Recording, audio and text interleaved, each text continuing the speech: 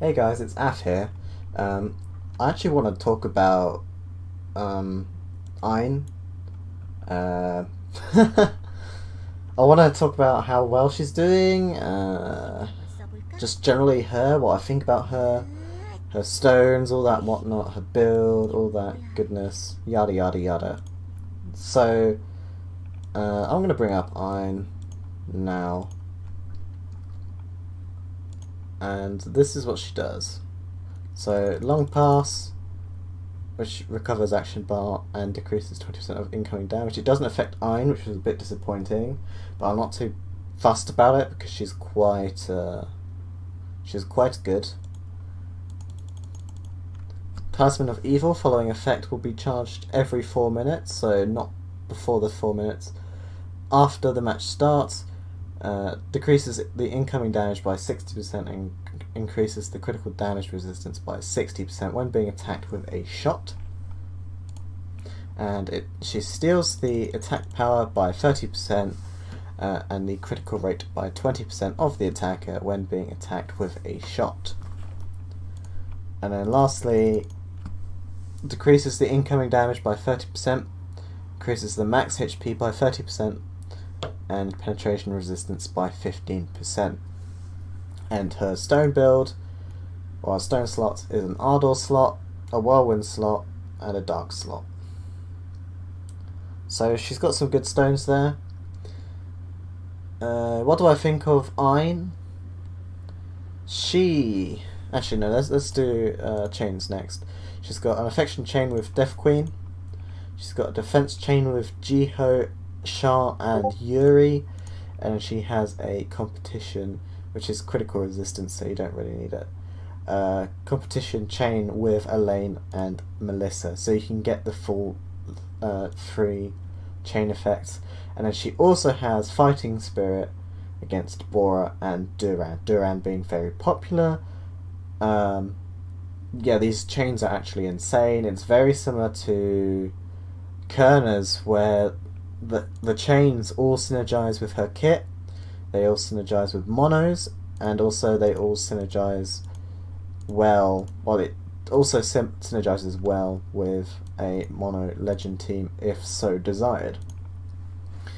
So, Ein. What do I think about Ein? And yeah, just Ein in general. So Ein is very, how do I put it?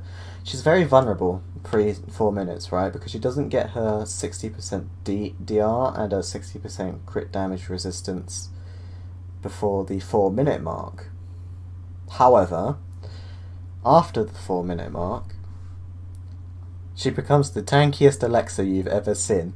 Honestly, I was fighting a game versus 5 Sinner. I found some games on the arena.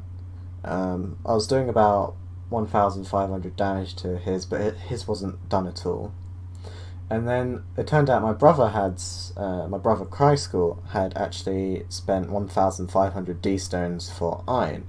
In the background you can see Ein being used, being played right now in the matches that I'm playing against him. So Ein, to me, is very strong. She's very flexible when it comes to crit damage resistance builds, which is very nice. And it's definitely the character that Ardor needed. I think Ardor could have ran either a crit resistance goalkeeper or a crit damage resistance goalkeeper, considering they have a lot of totems for either side. They were just lacking a good goalkeeper, and this is what they get. A very good goalkeeper. So what are my opinions on Ein? She's very strong. She has a lot of crit damage resistance, and she has a lot of penetration resistance. With with a legend unique and I believe her name is Erica, the Ardor centre mid, who you can also run as a goalkeeper. Yeah, she gives 10% penetration resistance to Ein, so Ein can actually get an up to 50% penetration resistance. Yeah, you heard that right. 50% penetration resistance on Ein. Not only that, but she can now store or have more crit damage resistance than a Presti, as you can run, you get 60% crit damage resistance straight off the bat from one of her passives. So yeah, she's very, very strong, especially for mono legend backs. Ardor Whirlwind backs with Duran and Jiho. Ardor backs, she's very strong as well. She is just generally overall strong, and if I was to place her in a tier, it would be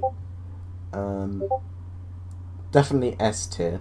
So she would be along with Miri, she would be along with Gibril, she would be along with those sort of players. So yeah, that's all I have on my, basically that's the TLDR of Ein. I'm now going to show you the best of 3 match. Bearing in mind, Kryskull is 2000 KTA, which means he's seriously undeveloped. But these are my matches versus him, so enjoy.